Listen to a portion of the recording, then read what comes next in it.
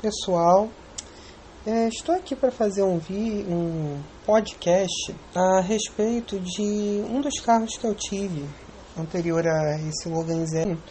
Era um Honda Civic LX, ano 93, modelo 94, com motor 1.5 de 102 cavalos e câmbio automático de 4 marchas. Bom, primeiramente eu já tinha vindo de um Monza. Antes desse Civic eu tinha um Monza GL, ele era aquele 96, eu dizia que era um 96, 97, né, porque ele foi um dos últimos Monzas que tinham saído, que era aqueles com os logotipos cromados, já moderno, né. O painel já era parecido com o do Cadete GLS, o volante já era dos últimos mesmos, né.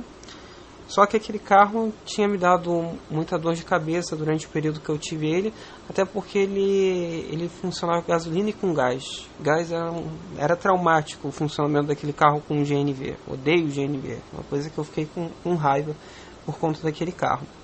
Mas enfim, aí eu queria um carro com transmissão automática, porque eu preciso, né? Eu trabalhava já com um carro naquela época, eu trabalhava principalmente com o meu carro, e eu começava a me cansar muito por conta da transmissão manual. Então eu vendi o Monza, isso no início de 2012, e comecei a buscar um carro para eu poder ir com ele, né? Achei interessante e eu queria um carro com transmissão automática. No início eu comecei a ver uns Civics coupés, que eram os que mais me atraíam esteticamente, mas tive muita decepção. Um quebrou comigo no meio do caminho. E o outro ele estava toda hora arrastando no chão, né, com a suspensão toda acabada.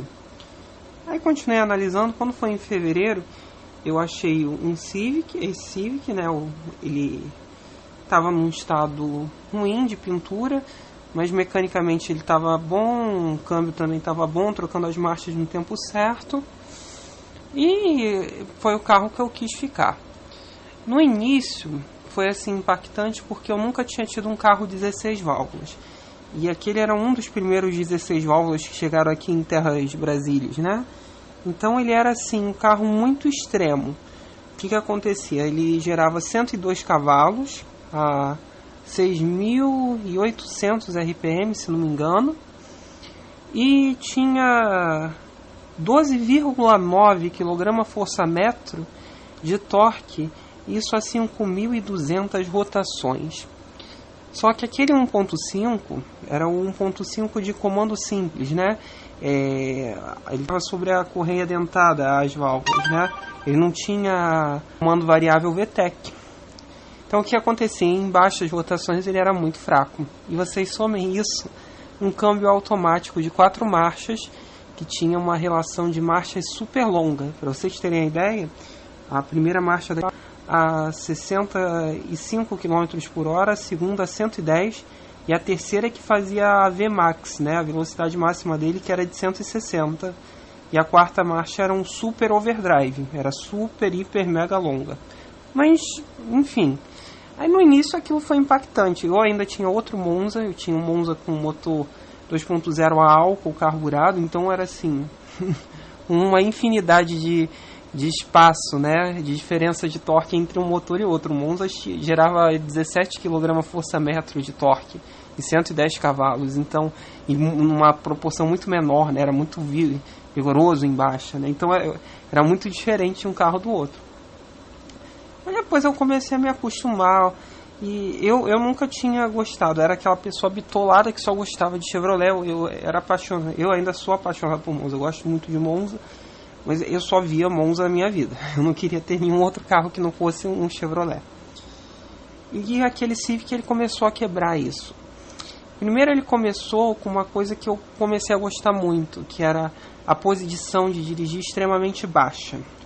Aquele Civics era a série EG, né, fabricada de 91 até 96. Você tinha uma posição de guiar quase que de um kart, ele era no chão mesmo. O carro já era baixo e os bancos eram muito baixos e o painel era também extremamente baixo. Era maravilhoso porque você tinha uma visão enorme na frente e nas laterais, até porque o para-brisa, isso é uma característica do Civic desde sempre, né? Um para-brisa muito grande, então você tinha um campo visual muito grande e aquilo dava uma segurança enorme na hora de você guiar, né? Você sentia o chão. Agora, os problemas principais nesse carro era que a suspensão dele era muito dura, desse 1.5, e ele pagava o preço também por ser baixo. O que acontecia? Na frente ele tinha um para-choque, por baixo ele tinha um defletor que direcionava o ar e também para proteger a parte da frente do motor, né? Então, normalmente, como ele era muito baixo, às vezes em curvas muito fechadas em velocidade, ele arrastava aquele defletor. Você sentia aquilo arrastando por baixo do carro. Era muito estranho. E em quedas ele sofria um pouco. Mas nada que um pouco mais de cuidado não fizesse. Até porque, como é um carro... esse meu era fabricado nos Estados Unidos, né? E tinha até aquele logotipo na lataria, né? Honda of America, né? Então ele tinha aquela proteção contra a neve, né? Porque para dissolver a neve eles jogam sal, então aquilo acaba com a lataria dos carros. Então ele tinha aquela proteção por baixo, né? Um tipo de pintura emborrachada. Então ele não se estragava muito, mesmo você passando em cima dessas lombadas e ele arrastando. Mas enfim, então foi um carro que começou a me conquistar, porque eu não esperava que ele fosse daquela maneira, né? Primeiro foi pela economia, era um carro extremamente econômico. E o motor é muito pequenininho, né? 1.5, e normalmente quando você estava em situações normais de trânsito normal, ele trocava a 2.000 RPM de marcha. Então ele jogava logo a quarta marcha e economizava muito. Em cidade, aquele carro conseguia fazer em torno dos seus 13 km por litro com gasolina Podium, e em estrada, por conta do overdrive gigantesco, ele chegava até quase 20 km por litro em drive 100 km por hora. Então era assim, impressionante a economia. Também porque ele tinha uma aerodinâmica muito fluida e muito baixo, né? Agora, uma característica que eu amava, eu comecei a idolatrar esses carros por conta disso, eu amo isso. É um carro com um chão incrível. Era assim... Você entrava numa curva muito forte e o carro se mantinha ali. Eu nunca consegui fazer aquele carro cantar pneu em curva. É impressionante o jeito que aquele carro era grudado no chão. Ele era duro, mas ele compensava com uma dinâmica incrível. E mesmo para um motor tão pequenininho, né? Um motor que teoricamente não tinha nada. E também eu comecei a gostar aí dos 16 válvulas. Que apesar dele não ter torque em baixa, era delicioso ouvir ele encher. Primeiro, uma coisa que eu digo a vocês, escutem o som desse motor em alta, é muito gostoso, ele é grave, ele sai de um barulho que quase ninguém escuta, e quando ele chega na rotação máxima, ele fica grave, é bonito de ouvir o motor girando alto, e ele pede para girar alto, isso é delicioso. Então eu ia travando, o câmbio tinha 4 marchas, ele era aquele câmbio de trilho. Então eu ia bloqueando as marchas da primeira e ia subindo até a D4. A primeira e a segunda ficavam totalmente bloqueadas se você botasse na alavanca. E a partir da terceira ele trabalhava em D3, né? Ele trabalhava as 2 primeiras marchas e até a terceira, e a D4 era o drive normal, né, que pegava todas as marchas. Então em subidas eu pintava e bordava, levava ele até o limite, e até os 7.500, quase 8.000 giros, o motor pedindo, e era divertido de dirigir aquele carro, era muito gostoso em alta. E em baixa, às vezes em estrada, por conta também da suspensão ser dura, ele tinha piloto automático, tá? Isso é uma característica muito positiva daquele carro. E o que acontecia? Então, eu pegava muito a Rio Santos, né? Que eu ia muito em Paraty. Quem conhece aquela estrada sabe que tem muitas curvas. Então, nas fases que eu sabia que não tinha radar, eu programava ele para 100, 110 km por hora e só conduzia o volante. Ele acelerava, mantinha a velocidade sozinho, e eu só guiava o volante por conta do piloto automático. Em outros carros eu não conseguiria fazer determinadas curvas ali a esses 100, 110. Eu ia ter que frear muito mais, ia ter que fazer uns 80 km por hora com a maioria dos carros. E aquele carro conseguia isso. Era muito bom. Então é um carro que eu tenho muita saudade. Eu gostaria de poder ter um outro novamente, porque foi uma experiência muito boa que eu tive com aqueles carrinhos. quanto à mecânica, eu fiquei só 6 meses com o que eu tive, né? Eu andei 30 mil quilômetros com ele nesses 6 meses. Então, quanto à mecânica, o que eu tenho a dizer principalmente é que era um carro que não dava nada. Nessa fase que ele passou comigo, ele não deu quase nada. Só troca de óleo, filtro, eu fiz também troca de correias, né, básicas. Não tive nenhum empecilho maior durante essa fase, né? Eu gostei, até por isso que esse carro ficou muito na minha mente. Outras características que eu gostava, era um carro que trabalhava frio, né? Ele sempre estava em um quarto. E se ele saísse de aliás, isso vale para todos os Hondas daquela época, né? Se o carro sair do um quarto e começar a passar do meio, na temperatura, esquece que o carro está com defeito. Está com alguma coisa grave. Então ele sempre mantinha um quarto e aquilo para mim era maravilhoso. Agora, o principal defeito, eu viajava com ele muito à noite. Os faróis eram muito ruins, muito ruins. Eram faróis monoparábola e muito pequenos. Então eles tinham um facho muito curto, né? Você não conseguia enxergar muito à frente. Isso se tornava um problema à noite. Agora, no mais, a instrumentação eu achava adequada, ele tinha contagiros, né? O velocímetro dessa unidade que eu tinha era já em quilômetros. As versões mais antigas ainda eram em milhas, né? A direção hidráulica dele, para mim, sempre foi boa, que ela era pesadinha. E uma característica eu acho, ele era muito espaçoso. Era um carro baixo, mas era extremamente espaçoso por dentro. Cabiam 4 pessoas altas, eu tenho 1,90 m, eu sentado atrás de mim dava, sabe? E tinha outra vantagem também, ele já tinha aqueles bancos bipartidos, então você abaixava o banco de trás, ele virava uma cama por dentro, era muito bom. Então, e outra característica interessante, o carro todo era emborrachado. O painel era emborrachado, as laterais de portas dele eram emborrachadas também, isso era uma característica curiosa, e o teto desses Hondas também era emborrachado. Uma das características que eu achava interessante, que sempre me chamaram a atenção, era o encosto de cabeça dianteiro, né, que era preso só com uma coluna. Era legal, né, eram fixos, mas eram presos com uma coluna só. Os bancos baixinhos, era perfeito aquele carro para mim nesse sentido. Tinha travas elétricas, espelhos elétricos, os 4 vidros dele eram elétricos. Ele só vinha com calotas, né? Toda aquela geração vinha com calotas, à exceção do VTI, que era o topo de linha, e o CRX Del Sol, né? Que também era outro topo de linha, então eles tinham roda de liga leve. Mas enfim, era um carrinho fantástico, e por isso que a Honda construiu essa imagem de carros que duram para sempre, né? Carros que duram muito, porque a qualidade construtiva do carro é muito alta.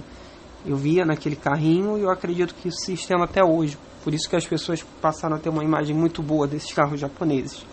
E é um carro que eu gostei muito. Eu teria outro de novo. Mas enfim, vale a pena, mas com muito cuidado. Principalmente prestar atenção nesse detalhe da temperatura. Prestar atenção no funcionamento do câmbio. O câmbio dele era macio, então é fácil de você ver, né, como ele funciona. Principalmente para testar o câmbio automático de um carro usado como ele, você deve pressionar o freio, o acelerador e puxar o freio de mão. Puxa o freio de mão até o fim, freia com o pé esquerdo até o chão, freia bem, bota o carro em drive e acelera ele até o fundo. Fica 5 segundos nessa posição. Se ele passar dos 2.700, 2.800 RPM, o câmbio está patinando, não está bom. E até isso que eu ia falar do câmbio dele, né? Que muita gente vai me perguntar a respeito disso. Aquele câmbio automático era um de 4 marchas, né? E era muito bom. Eu nunca tive problemas assim. Claro que ele poderia ter umas 2 marchas a mais. Na época não, né? Na época ele era o padrão. Já era um pouco acima do padrão. Até porque ele tinha um sistema que quando ele percebia que você começava a subir, ele começava a segurar mais as marchas e o mesmo a descer. Se você começasse a descer, ele tinha um sistema eletrônico que começava a bloquear as marchas, né? Foi um dos primeiros câmbios automáticos com eletrônica embarcada a chegar aqui no Brasil. E era muito interessante isso. E quando você dava kickdown, ele não tinha o botão ele já era eletrônico nessa parte. Ele era só abaixar o pé no fundo e ele reduzia 1, 2 marchas e puxava bem. sempre puxou bem. Só que depois dele eu tive um outro carro, que eu vou fazer um podcast em breve dele, que era a porcaria do Jaque J3, que eu prefiro esquecer esse carro. Mas o desempenho desse Civic é um carro que me dava muito prazer para dirigir, era gostoso de guiar aquele carro. Mas era um desempenho inferior ao Logan 1.0 que eu tive, né? É curioso isso, né? Até porque era um carro pesado, aquele Civic eram 1.200 quilos para 102 cavalos. Então ele tinha menos de 10 cavalos por quilo, né? Aliás, mais de 10 cavalos por quilo, desculpa. E o torque é aquilo que eu havia comentado com vocês no início do vídeo, né? Muito pequeno para o peso do carro. Mas era um carro gostoso de guiar. Era muito gostoso e divertido, né? Era bonito ver ele subindo o giro e você conseguindo se desvencilhar, né? Eu realmente sinto muita saudade daquele carro. Mas enfim, e nessa parte assim, principalmente, por exemplo, uma outra característica dele, essa versão LX não tinha ABS, eram freios a disco apenas na dianteira e tambor na traseira. O EX trazia já o freios a disco nas quatro com ABS, mas no caso do LX e do DX, o freio a disco na dianteira não era nada ruim, era até muito bom. Eu nunca consegui também bloquear o freio, de você enfiar, às vezes numa emergência você faz isso sem querer, né? De você apertar o freio travar. Ele não travava com facilidade, era muito difícil de travar o freio daquele carro. Era um freio realmente muito bem dimensionado para o carro. E como o carro tinha uma dinâmica muito boa, isso também facilitava o não travamento das rodas numa hora de uma frenagem forte. Em condições de chuva também era excelente o comportamento do carro, as palhetas eram boas, a visão que você tem do carro em geral é muito boa, apesar da traseira ser alta. Isso complicava um pouco às vezes para você manobrar. Mas no resto era um ótimo carro, eu realmente recomendo. Mas tem que se tomar muito cuidado ao se comprar um carro desses, porque já é um carrinho aí que já está com seus 22 anos de idade. Né? A gente não sabe como o carro foi cuidado e conforme os anos foram se passando, o estado dele vai se degradando e os donos também, a maioria dos donos que vão seguindo, né, depois do primeiro, segundo dono, vão tratando muito mal desses carrinhos. A gente tem saudade dele e realmente foi um grande carro para mim. Bom, espero ter ajudado vocês. Se vocês tiverem alguma dúvida, vocês postem aí que eu com o tempo vou respondendo, tá bom? Valeu, pessoal. Deem aquele like básico, por favor. Pessoal, estou aqui para fazer um podcast a respeito de um dos carros que eu tive anterior a esse Logan Zero. Era um Honda Civic LX, ano 93, modelo 94, com motor 1.5 de 102